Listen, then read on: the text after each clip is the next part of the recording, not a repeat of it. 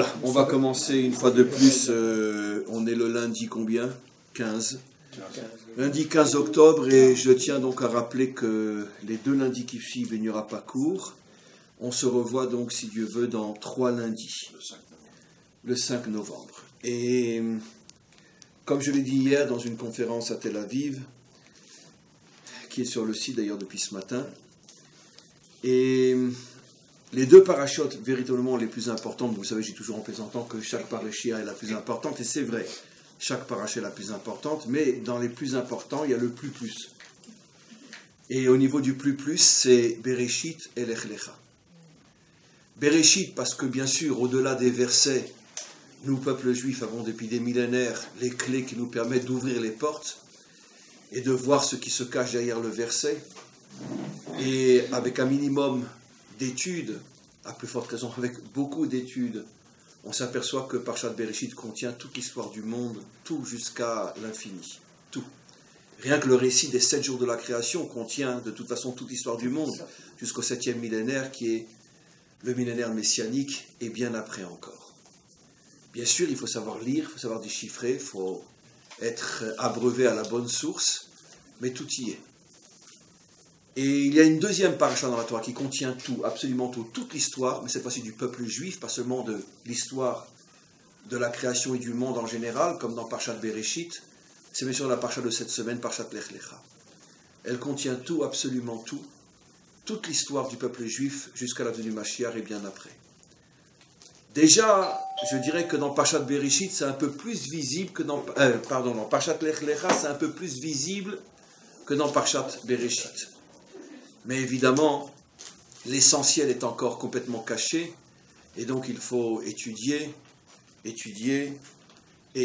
pour arriver à sortir tout ce qu'il y a dans cette paracha, qui est une paracha absolument inimaginable.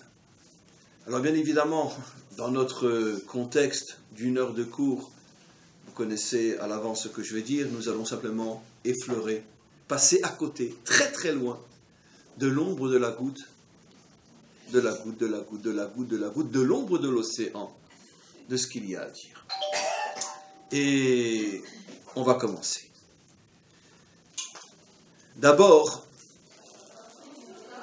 rappelons-nous que l'histoire d'Avraham, en vérité, ce n'est pas au départ Avraham, c'est Avram. Et nos maîtres donc décomposent son nom. Je l'ai déjà expliqué de nombreuses fois, ici et ailleurs, mais je ne me lasserai jamais de le redire parce que c'est une notion extrêmement importante. Avram est un mot, un nom qui peut être coupé en 2 et qu'on peut lire Avram. Ram qui signifie celui qui est tout en haut. Et Av, comme on le sait, est un mot codé dans la Torah, mot à mot, traduction littérale. Av, c'est papa, c'est le père. Mais c'est un mot codé qui, dans toute la Torah, écrite et orale, surtout dans les secrets de la Torah, le mot Av fait allusion à la chokhma, à la sagesse. Pourquoi? Parce qu'il y a 2 types de sagesse. Il y a celle qu'on appelle la chokhma, qui est masculine, et celle qu'on appelle la bina, qui est féminine. C'est la raison pour laquelle nos maîtres disent « bina yetera nitna la isha ». La femme a plus de bina que l'homme, expliqué d'une manière très simple, mais trop simple même, mais malgré tout, on doit avancer dans notre cours. La chokhma, c'est plutôt ce qu'on pourrait appeler la sagesse de l'idéal, et ça c'est très masculin. L'homme est très idéaliste, il est capable de rêver. Une femme aussi, mais dans ce cas-là, elle a un cerveau ou une approche masculine aussi. Mais disons que selon les critères de nos maîtres, toute sagesse qui est surtout construite à partir d'un idéal est une sagesse masculine. Le problème, c'est que, je vais donner un exemple très simple, parmi des milliards que je pourrais donner, l'idéal, faut-il encore le réaliser? C'est-à-dire descendre dans ce monde, rentrer dans les détails, faire face à des tas d'inconnus qu'on n'avait pas prévus, tous les obstacles finalement qui se dressent devant nous lorsque l'on veut passer de l'idéal à la réalité. Cette capacité d'affronter la réalité et de réussir à vivre son idéal d'une manière concrète, c'est bien sûr le cerveau de la Bina, qui est la dimension féminine.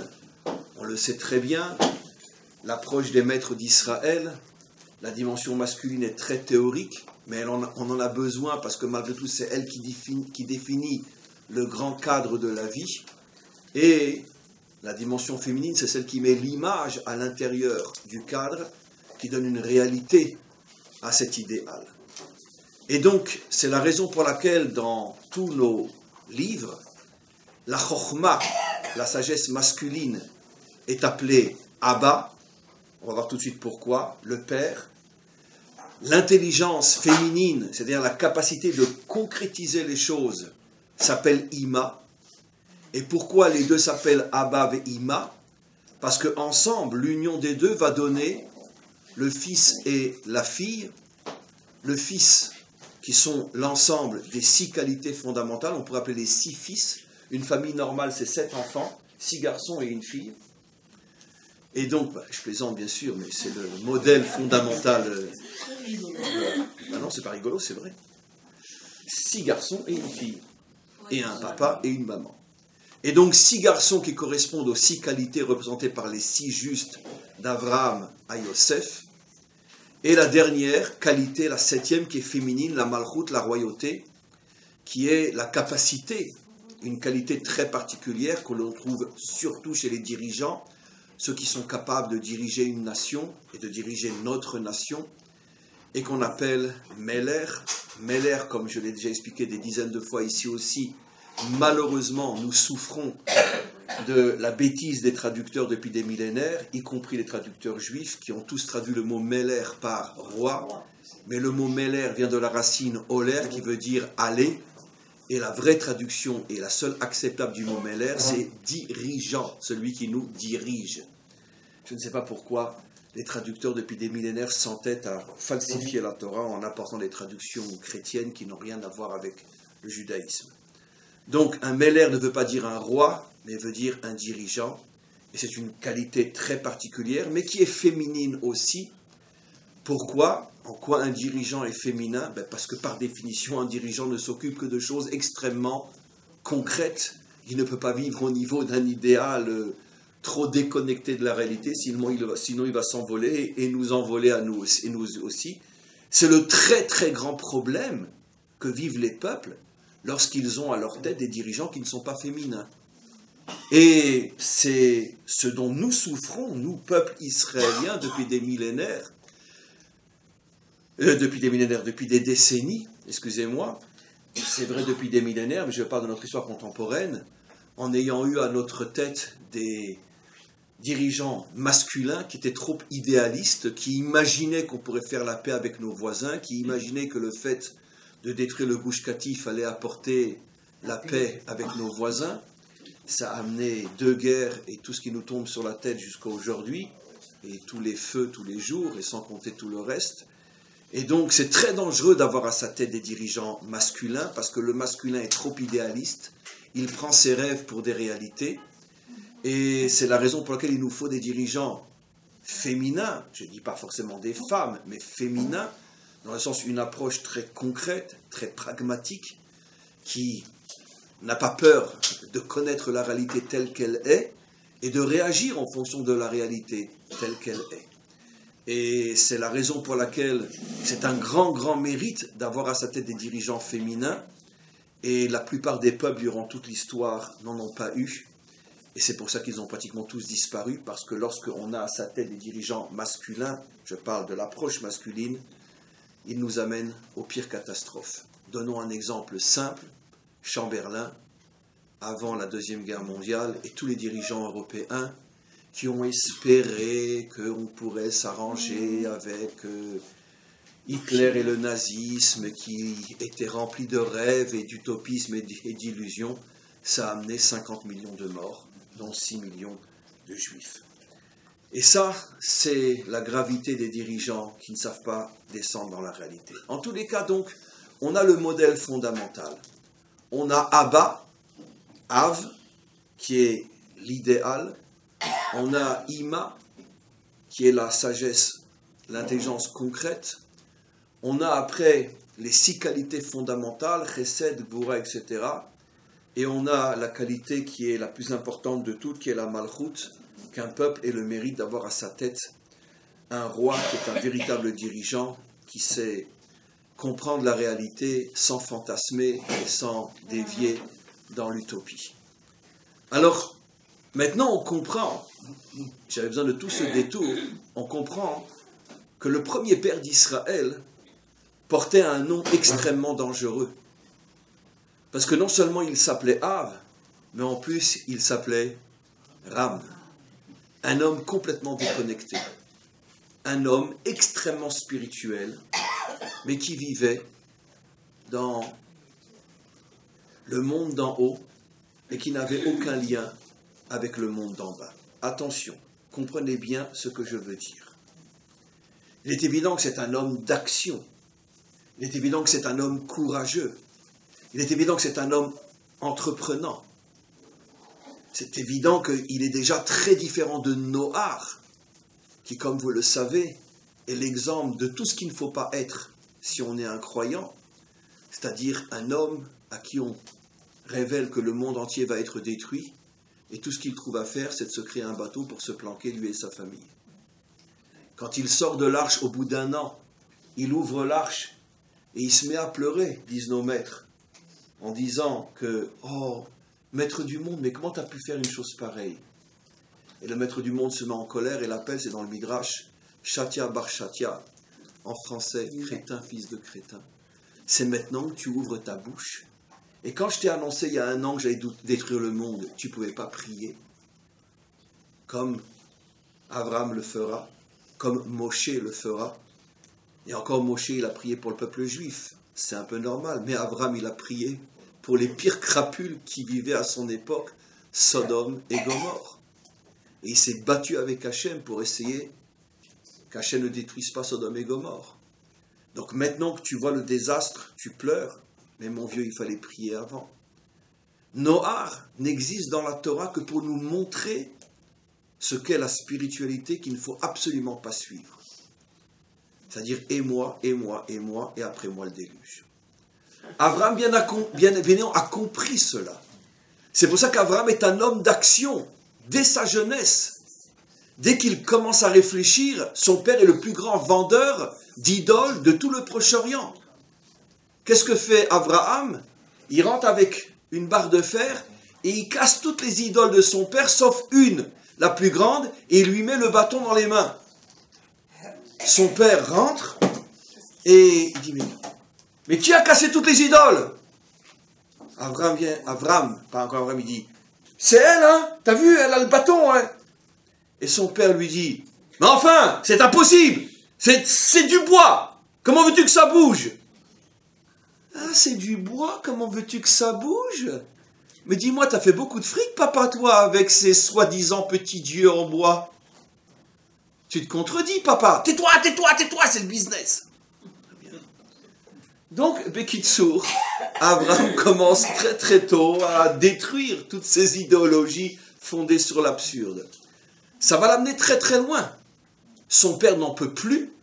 Son père lui-même le prend et l'amène devant Nimrod pour que Nimrod le juge et le jette dans la fournaise. Et Nimrod lui laissera le choix. Abraham, si tu reviens sur ce que tu fais, si tu demandes pardon, parce qu'il était considéré comme un hérétique, il casse les idoles. C'était la seule foi que les hommes connaissaient à cette époque-là. Et donc dit non, je ne reviens pas sur ma décision, tu peux me jeter dans le feu. Il accepte d'être jeté dans le feu. Il est sauvé, il a un miracle. Bon, ça devrait lui servir de leçon. Arrête-toi, calme-toi. Non. Quand après Nimrod va être l'initiateur de la tour de Babel, et que le monde entier va le suivre, le seul qui va marcher à contre-courant, et qui va passer d'endroit en endroit pour dire « Mais arrêtez, vous êtes fous, il est en train de vous rouler. Il veut faire de vous des esclaves. » Encore une fois, le seul qui va contre, c'est Abraham. Donc Abraham est un homme d'action, mais, c'est là où est tout le chidouche. C'est une action uniquement dans le monde spirituel. Il n'est pas en train de chercher à créer une nation. Il n'est absolument pas en train de chercher une terre. Toutes ces notions-là sont complètement étrangères à Abraham. Moi, ma shlichut, ma mission, c'est d'être le prophète de Dieu dans le monde, d'aller de pays en pays, d'homme en homme, de femme en femme, et de propager la vérité dans le monde. Au contraire, je ne veux pas être le fondateur d'une nation. Je ne veux pas être le fondateur d'un peuple. Je ne veux pas une terre, car je veux au contraire être le messager de Dieu. Et le messager de Dieu, il doit être libre comme Dieu. Il doit être partout et nulle part. C'est le premier religieux actif, mais qui est tout sauf un juif. Tant qu'il s'appelle Abraham. Il a 75 ans, et comme je l'ai expliqué hier, je le redis dans un autre cours, 75 ans de vie au service d'Hachem. 75 ans où il a déjà propagé le nom d'Hachem dans le monde entier, enfin dans le Proche-Orient. Il n'a pas Internet, lui. Dans tout le Proche-Orient. Il a des milliers d'élèves, des milliers d'hommes et de femmes qui l'ont suivi, qu'il emmènera d'ailleurs avec lui, comme on le voit au début de la parasha, il a spiritualisé des milliers d'hommes et de femmes. Mais comment on les appelle dans la Torah? Et un nefesh asher asu becharan, les âmes qu'il a ramenées à Haran. Mais pourquoi on appelle un être humain une âme? Un être humain, c'est aussi un corps. Pour bien nous faire comprendre que toute l'approche d'Abraham, c'est de transformer les hommes en lumière spirituelle. Si je m'arrête là, on va dire, quel homme? Même nous les juifs, on va tomber dans le panneau. Non. À 75 ans, Hachem se dévoile à lui et lui donne la claque de sa vie. Lui dit, dis-moi Abraham, quand c'est que tu vas devenir toi-même? Lech lecha, va vers toi. Quand c'est que tu vas savoir vraiment ce qu'est un homme? Comment? Mais comment tu me dis une chose pareille? Mais attends, ça fait 75 ans que je travaille pour toi. Et en plus, gratos. Je veux dire, qu'est-ce que ça veut dire? J'ai risqué 10 fois ma vie pour toi. Et tu me dis, lech lecha? Je reprends l'exemple que j'ai donné hier. Un exemple dans un autre domaine, mais pour vous comprenez, parce que sinon vous n'allez pas comprendre. Vous imaginez un couple parfait. Parfait, ça fait 60 ans qu'ils sont ensemble. Et ils s'aiment 60 ans après, plus encore qu'au premier jour du mariage. Ça existe chez les couples qui ont réussi. Et elle est tout pour moi, je suis tout pour elle. 60 ans. Et au 60e anniversaire de mariage, l'épouse dit à son mari, lui s'y attendait pas, dis-moi, mon tendre époux, quand c'est que tu vas un jour commencer à t'occuper de moi?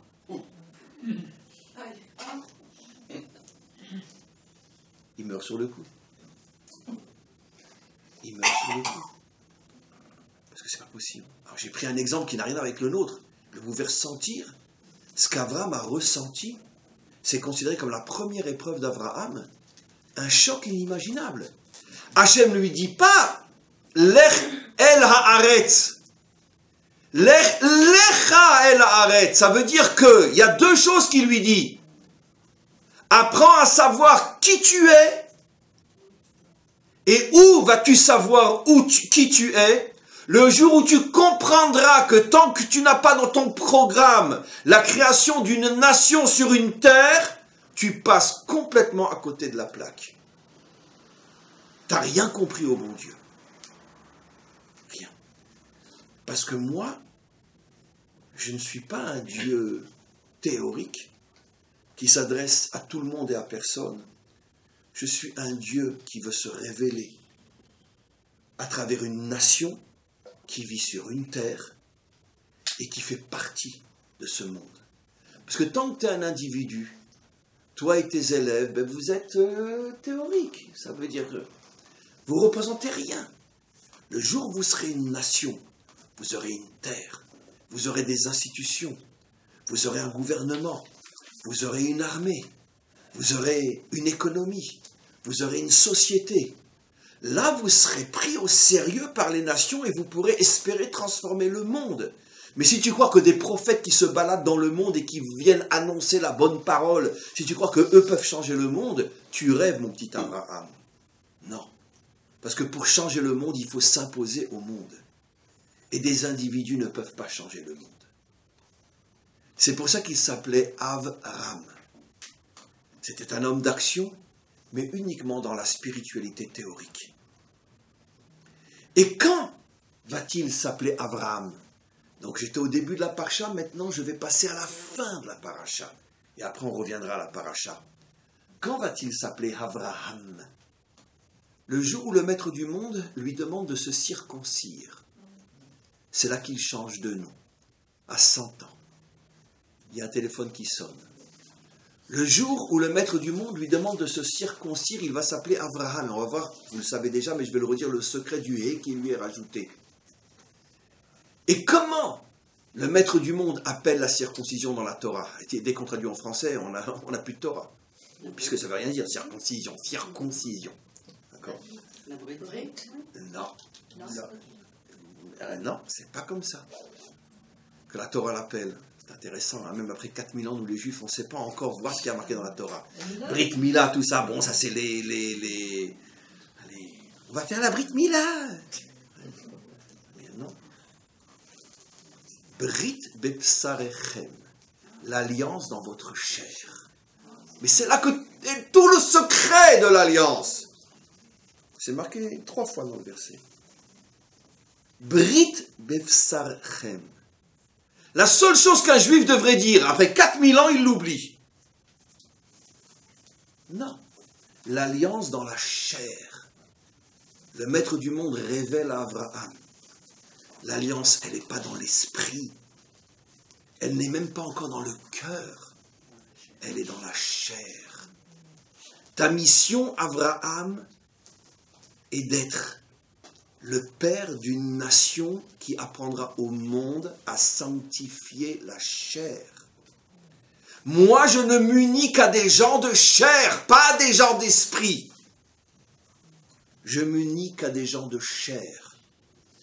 Ça veut dire que si tu ne vis pas avec ta chair, tu n'as aucune chance de te lier à Dieu. Mais évidemment. D'accord? Évidemment. Ça veut dire quoi, vivre avec sa chair? Eh bien, ça veut dire être marié, avoir des enfants, avoir une nation, avoir une terre, travailler, être dans le monde de la chair et malgré tout et en même temps être uni au maître du monde. Mais ça, c'est impossible. Ou c'est la chair, ou c'est le père. Mais on ne peut pas avoir les deux. Puisqu'on sait très bien que dans beaucoup de religions, on va appeler la chair le péché de la chair. Et chez nous, ce n'est pas le péché de la chair, c'est l'union de la chair. Mais vous vous rendez compte à quel milliards d'infinis milliards de milliards se trouve le christianisme du judaïsme? Mais vous vous rendez compte? Je ne sais même pas par où commencer à comparer. C'est-à-dire que là où eux commencent, nous on s'arrête. Là où nous on commence, eux s'arrêtent. Il n'y a rien, mais strictement rien, mais absolument rien à voir. Jamais il y aurait eu sur terre une religion qui est à ce point la négation absolue du judaïsme authentique que le christianisme. Et croyez-moi que ce que je dis, la grande majorité des hommes, y compris des juifs, ne l'ont pas encore compris. Même la majorité des juifs ne l'ont pas encore compris. La preuve, j'ai fait un petit test, ne m'en voulez pas. Comment qu'on appelle la circoncision? Vous avez tous dit ce qu'il ne fallait pas dire. Brit, l'alliance, mais l'alliance, Brit Mila. Brit Mila, c'est la réponse de Dalida. Ah oui, Dalida. bah oui, c'est la réponse de Dalida. Parce que Mila veut dire parole. Parole et parole et parole. Ah, lui, c'est des parleurs. Alors là, ça, c'est la réponse de Dalida, excusez-moi. Parce que Mila veut dire parole. Bah oui, c'est d'ailleurs un Pélé. Comment se fait-il que la circoncision s'appelle Brit Mila, qui veut dire l'alliance de la parole? Mila, comment que dit un mot en hébreu? Mila. Mila. Brit Mila, c'est l'alliance de la parole. Coupe la parole. Voilà. Ce n'est marqué nulle part dans la Torah que la circoncision s'appelle Brit Mila. C'est une invention des Juifs. La Torah s'appelle Brit Bepsarchem. L'alliance dans votre chair.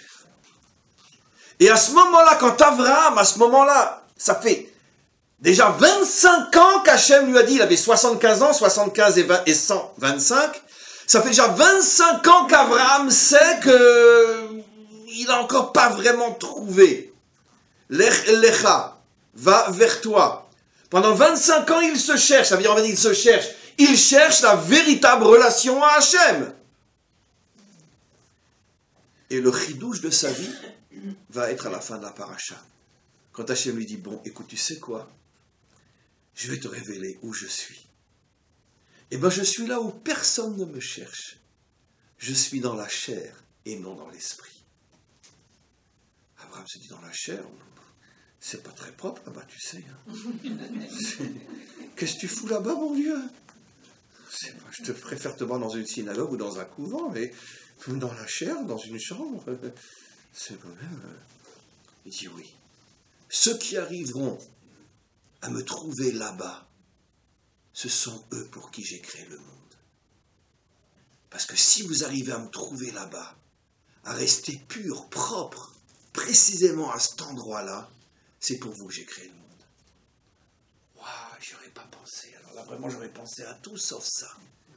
Et c'est à ce moment-là que commence le judaïsme,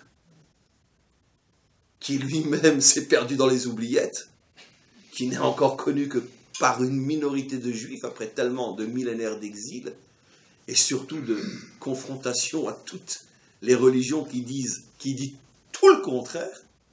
Forcément, c'est rentré chez nous aussi, ce qu'on appelle le judéo-christianisme. C'est pour ça qu'on dit judéo, on le coupe, il reste que christianisme. Pour dire que l'union entre les juifs et les chrétiens, ça a donné le judéo-christianisme. Ça veut dire un judaïsme complètement morcelé, où il ne reste pratiquement plus que du christianisme, et qui s'est répandu, malheureusement, même à l'intérieur de notre peuple, et énormément même, ça veut dire c'est toute notre vision, l'esprit idéaliste, oui, on va faire le Shabbat Arafat, un monde de paix, un monde, etc., et qui nous a coûté jusqu'à aujourd'hui. Tout ce qu'on enterre chaque mois, chaque semaine, etc., vous voulez d'en finir une fois pour toutes avec ces gens qui disent officiellement qu'ils ne s'arrêteront que lorsque le dernier juif sera jeté à la mer, mais ça on ne veut pas l'entendre, parce que nous, on a vécu 2000 ans en Europe. Et malheureusement, c'est encore des Ashkénazim qui nous gouvernent, et les Ashkénazim, quelle catastrophe. Ben oui, ils ont vécu 2000 ans en Europe, donc ils ont connu le christianisme. Et ils sont revenus ici, avec, sans le savoir, toute la vision, esprit, théorique, déconnectée de la réalité. Et c'est pour ça qu'on souffre tant depuis tellement de décennies. J'espère qu'un jour, on aura un vrai Marocain à notre tête. Alors là, ça va peut-être changer. C'est pas sûr, parce qu'entre-temps, même les Sfaradim sont devenus tellement ashkénazes que finalement, il n'en reste plus vraiment de vrais Sfaradim, mais peu importe. Quoi qu'il en soit, j'ai un peu d'humour dans tout ce que je dis, mais il y a un peu de vrai. Voilà. En vérité, vous savez que Rachi nous a sauvés, parce qu'à la fin du prophète Obadiah, Rachi nous révèle que le Mashiach sera Sfarad. Bon, on ne sait pas s'il sera marocain, tunisien ou algérien, peu importe, parce que comme vous le savez, algérien Aleph, marocain même, tunisien Tav et Met. Bon, il y en a qui remplacent algérien par Ashkenaz pour avoir aussi Emet. Il y en a qui s'arrangent pour placer les Ashkenazim quelque part, bien que de toute façon on n'a pas de problème, c'est sûr qu'ils ont leur place dans la Géoula aussi, parce que comme le Mashiach viendra sur un âne, je vous laisse deviner qui sera l'âne. Mais bon, peu importe. Quoi qu'il en soit, d'où on sait que le Mashiach sera d'origine sfarade, Rachi explique, redevient sérieux, Rachi explique fin de Obadiah, quand il nous apprend, lisez, que toute la tribu de Yehuda, surtout ceux qui vivaient à Jérusalem, ont été exilés, où ça? En Sfarad. Rachi explicite, qui nous dit que les vrais exilés de Sfarad, qui après sont passés en Afrique du Nord, après l'Inquisition, Eh bien, Rachid nous dit clairement que la tribu de Yehuda qui a été exilée, ceux qui n'ont pas été massacrés, où les Romains les ont exilés, dans le pays qu'on appelle Sfarad, et Rachid dit Spagna. Donc, forcément, le Mashiach sera d'origine Sfarad, et c'est pour ça qu'il nous sauvera, parce que justement, il n'aura pas été à ce point abîmé par trop de fréquentation avec une approche trop théorique de la réalité. Mais quoi qu'il en soit, je reviens maintenant à ce que j'explique. Il va maintenant s'appeler Avraham. Et pourquoi on lui rajoute un « et » ? Je l'ai déjà expliqué des dizaines de fois, mais dans le cadre de ce cours, tout prend une nouvelle écoute.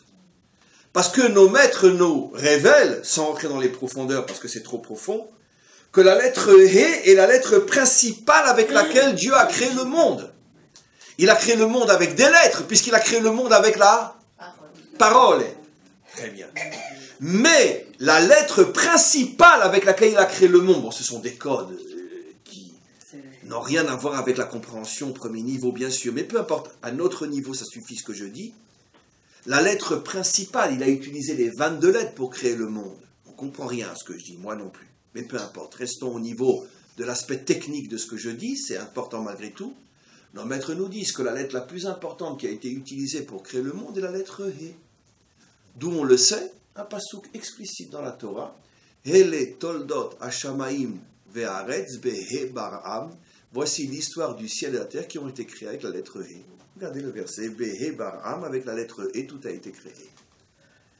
Donc la lettre He est la lettre qui symbolise la création. Et c'est cette lettre que Hachem rajoute au nom d'Avraham, comme pour lui dire, pendant 100 ans, tu étais Avraham, le philosophe de Dieu, le théoricien de Dieu. Maintenant, redescends dans ce monde, apprends à me servir avec ta chair. Et si tu arrives, je rajoute un « He » à ton nom, ça veut dire que tu es finalement à la hauteur de la création. La création, c'est ce monde matériel, bien sûr. Et c'est à ce moment-là que commence l'histoire d'Israël, va naître Yitzhak. Un autre chidouche incroyable à vous révéler, vous allez voir. Et c'est la raison, disent nos maîtres, pour laquelle Avram et Sarah ne pouvaient pas avoir d'enfants avant. Parce qu'ils étaient trop théoriques. Et donc deux âmes, même si elles s'aiment à la folie, ne peuvent pas créer un enfant. Il faut des corps. Et Avram et Sarah n'avaient aucun lien avec leur corps. La preuve, c'est qu'à l'âge de 75 ans, d'accord, ça fait au moins 60 ans qu'Abraham et Sarah sont mariés. Très certainement, ils ont dû se marier comme nos grands-mères et nos grands-pères en Pologne ou au Maroc. Il y a encore le siècle dernier, ils se mariaient à quel âge? 14-15 ans. Très bien. Chez les Français aussi, il y a 100 ans, on se mariait très jeune.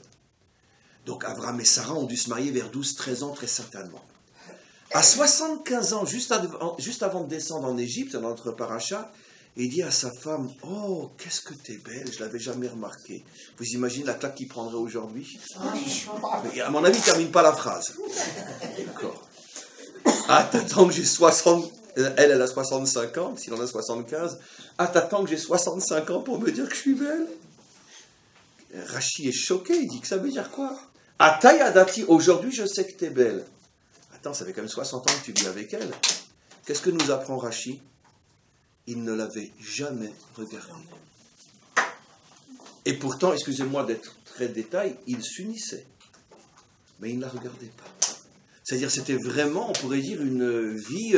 bon, on a des besoins charnels, très bien, mais le plus vite possible et sans trop s'investir. C'est ça, Abraham et Sarah. C'est ça, Abraham et Sarah. Ça veut dire, ils n'ont rien compris. C'est pour ça qu'ils ne peuvent pas avoir d'enfants. Parce que leur union est surtout une union d'âme. Le corps, c'est parce qu'on ne peut pas faire autrement. Mais si on pouvait s'en passer, on ne s'aimerait que spirituellement. Voilà comment a commencé l'histoire d'Abraham et Sarah. Qu'est-ce que fait Hachem? Il dit, arrêtez vos stupidités. Toi, je te rajoute un « et » toi, je t'enlève ton « yud », je te mets un « et ». Abraham, Sarah. Et à ce moment-là, peut naître Yitzhak. L'histoire d'Israël commence. C'est des choses qu'on a déjà entendues, mais on ne les répéterait jamais suffisamment assez. Maintenant, vous allez comprendre deux choses encore extraordinaires que je vais vous révéler, parce que je dois m'arrêter un peu plus tôt aujourd'hui, dans un quart d'heure, il faut que je m'arrête. Toujours lié à notre paracha. Le premier endroit où Hachem, quand Abraham a décidé donc de quitter son pays, enfin le pays où il était, de suivre Hachem, ça je l'ai déjà dit des dizaines de fois, mais aujourd'hui je vais l'expliquer, on l'a déjà entendu, mais dans le contexte du cours, c'est encore un petit peu différent. Il arrive en Eretz Israël, Eretz Kna'an, et le texte dit clairement qu'il a sillonné le pays jusqu'à ce qu'il arrive à Elon Moré, Shrem, qui est le territoire qui sera donné à Yosef. Shrem est la ville où sera enterré Yosef. Et à cet endroit-là, alors que la Torah dit clairement qu'il a déjà sillonné le pays, il est déjà en Eretz Israël, Hachem ne se manifeste pas à lui. Boule, quand il arrive à l'endroit où sera plus tard enterré Yosef, Hachem lui dit, c'est cette terre que je t'ai promis, c'est elle que je donnerai à tes descendants. Alors bien évidemment, nos maîtres posent la question évidente, s'il est déjà dans le pays depuis peut-être plusieurs semaines, plusieurs mois, ça s'est pas dit, mais on peut imaginer. Surtout, comme j'ai déjà dit des milliers de fois, il arrive de Haran, du nord de la Syrie, donc forcément il arrive en passant par le Golan et la Galilée, donc ça fait déjà pas mal de temps qu'il est en Israël. Pourquoi Hachem attend qu'il soit au milieu, dans la région de Jérusalem, donc Shrem, pour lui annoncer qu'il s'agit de cette terre et de formuler sa promesse? Bien sûr, la réponse est évidente. Parce que la promesse de recevoir cette terre est liée au modèle représenté par Yosef. Et c'est ce que Hachem veut lui faire comprendre. Et ça, j'ai expliqué des milliers de fois, aussi hier soir. Et je le redis devant vous parce que 1 million de fois répété, ça ne suffira pas. Pourquoi le modèle de Yosef? Nos maîtres nous disent que Yosef est appelé Sitno Shel Esav. Yosef est appelé le seul qui peut s'opposer à l'idéologie de Esav. Sitno, c'est une opposition plus spirituelle ou idéologique. C'est le seul qui peut faire taire Esav. C'est quoi l'idéologie de Esav? L'idéologie de Esav, c'est l'idéologie qu'on connaît très très bien. Moi, mon tafkid, mon rôle, c'est de m'occuper de ce monde.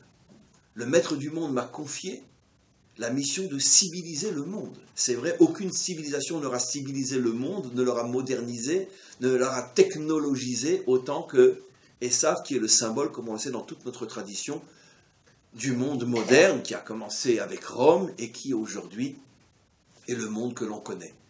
Ce monde de la civilisation, tel que personne ne l'aura fait avant Esav, c'est dans notre tradition le monde que l'on appelle le monde de Esav. C'est lui le grand civilisateur.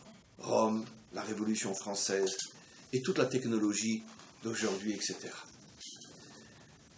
Esav, lui, son idéologie, elle repose sur quelque chose de très très simple. C'est vrai, je ne suis pas moral.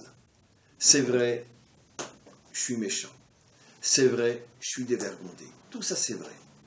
Mais d'un autre côté, il faut faire un choix, les amis. Où on est dans ce monde, où on est à la synagogue.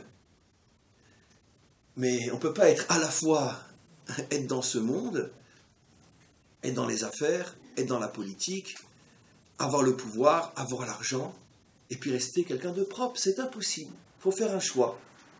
C'est exactement d'ailleurs le choix qu'avaient fait, le mauvais choix qu'avaient fait Caïn et Avel tout de suite après la faute. Avel dit, moi j'ai peur de ce monde, il est plus fort que moi, donc moi je deviens un berger. Et pourquoi? Parce qu'il m'a dit d'aller là-haut siffler sur la montagne. Bon, la chanson c'est elle m'a dit, mais lui c'était il m'a dit. Dieu m'a dit, va sur la montagne, va sur la colline. Très bien. Avec mes moutons, je risque pas de fauter. Pas d'argent, pas de pouvoir, pas de femme, rien. Je suis sur une montagne déserte. Caïn fait le choix d'être Oved Adama. Il veut ce monde. Il tombe. Il tombe, il tue. Il tombe dans la débauche, il tue son frère parce qu'il voulait sa sœur, etc. Le meurtre, la débauche et tout. Il est dans ce monde. Ça, c'est l'idéologie de Esav. D'accord? Si je suis banquier, si je suis politicien, si je suis un homme d'affaires, si je suis un guerrier, je ne peux pas travailler sur mes midotes, je ne peux pas avoir de bonnes midotes, je ne peux pas avoir des qualités, c'est impossible. Tu veux être un homme bien, reste à la synagogue, va dans une yeshiva, va dans un kollel. Très bien. Cette théorie, elle marche jusqu'à aujourd'hui.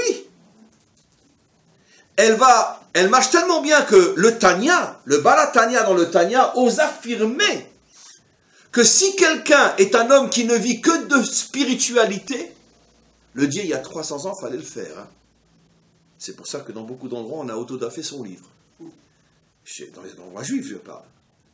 Parce qu'il avait une approche très révolutionnaire. Aujourd'hui, ça nous paraît évident, mais le Baal HaTanya a écrit dans le Tanya, il y a déjà 300 ans, que si quelqu'un est un homme qui est extrêmement spirituel, qui pour des raisons X, il est pris en charge, peu importe, il n'a pas besoin de travailler, pas besoin de sortir dans le monde, il étudie, il prie toute la journée, il n'a pas le droit de critiquer un homme débauché et violent qui lui vit dans ce monde, parce que avant que tu sois dans la même situation que lui, tu n'as pas le droit de le critiquer. Toi, tu es un saint, très bien, mais n'oublie pas que tu es un saint protégé. Mais si tu étais un homme comme lui, est-ce que tu serais comme tu es aujourd'hui? Donc avant de le critiquer, tais-toi. Maintenant, on comprend pourquoi Yosef est le seul qui peut faire taire Esav. Parce que Yosef, tout ce que Esav a vécu, et 100 fois plus, 1000 fois plus, Yosef le vit aussi. Yosef s'est implanqué dans son arche? Non. Yosef, c'est un homme qui traverse les pires épreuves, les plus douloureuses, les plus affreuses. Il va passer 12 ans en prison. Il est recherché, il est vendu, recherché par toutes les filles de l'Égypte. Après, il atteint, à l'âge de 30 ans, jusqu'à l'âge de 110 ans, c'est-à-dire que pendant 80 années, il va être à la tête du pays le plus corrompu, le plus débauché, le plus idolâtre, le plus violent. C'est lui qui va diriger ce pays pendant 80 années. Et c'est le seul qu'on va appeler Yosef HaTzadik. Pour nous faire comprendre que si tu veux qu'on t'appelle Tzadik, dirige une banque, dirige une armée, dirige un parlement. Sois un homme comme Yosef, qui est tellement beau que toutes les filles de l'Égypte le veulent.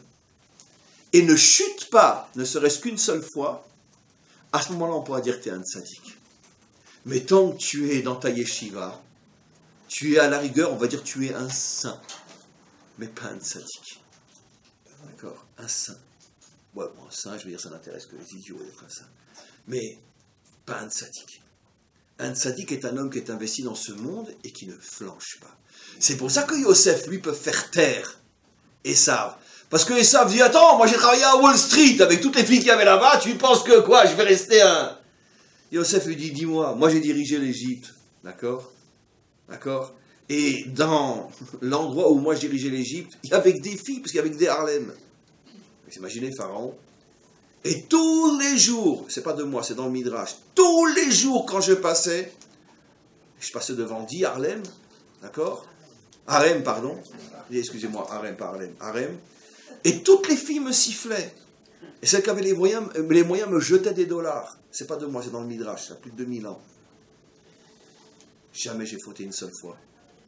Alors tu sais, si moi, qui étais dans le palais de Pharaon, avec toute la débauche qu'il y avait là-bas, je ne suis pas tombé une seule fois, toi c'est vrai que tu travaillais à Wall Street, on a entendu parler du film Le Loup de Wall Street, c'est sûr.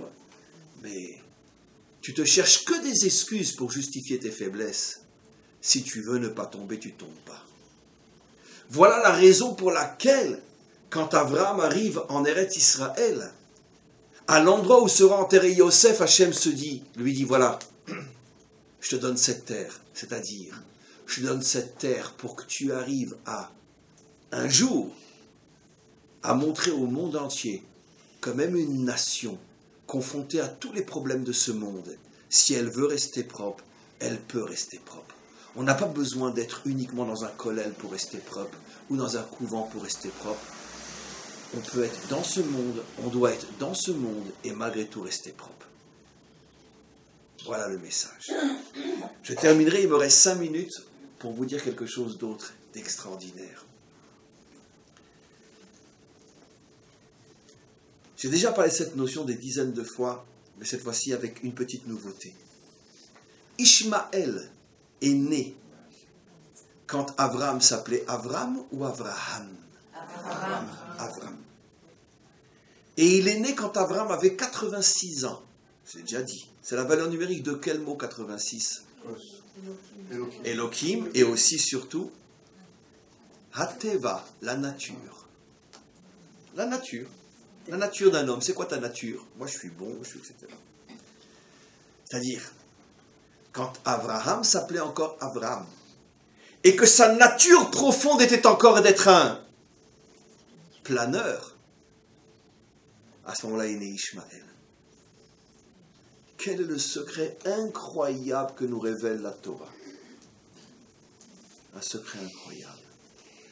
Tant que notre nation sera encore divisée, d'un côté Tel Aviv et d'un côté Bnei Brak, bien qu'en vérité ils sont l'un à côté de l'autre, tant que dans notre nation il y aura encore des banquiers crapuleux et des saints déconnectés, tant qu'on n'arrivera pas à recréer le juif qui est à la fois un sadique, qui s'occupe de toutes les choses de ce monde et qui ne flanche pas une seule fois, eh bien notre pire ennemi sur notre terre sera Ishmaël.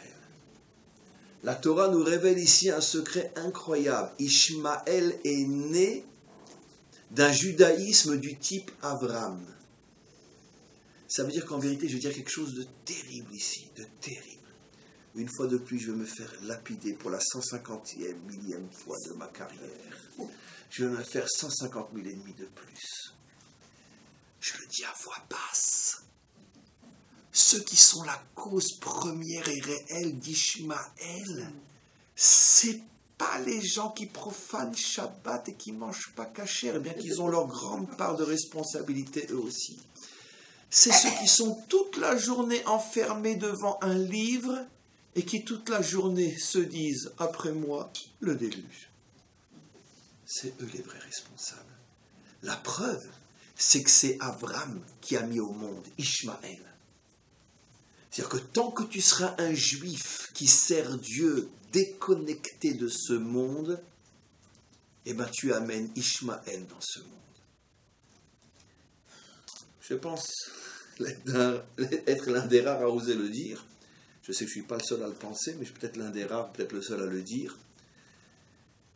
C'est plus facile de le dire en français, parce que si je le dis en hébreu, alors là, c'est catastrophe. En français, c'est pas trop grave. Parce que de toute façon, bon, les rabbinim français, ils ne sont pas non plus tellement... Mais si je dis quelque chose comme ça en hébreu, c'est lapidation immédiate. Je suis placardé dans toutes les rues de recherche. Voilà.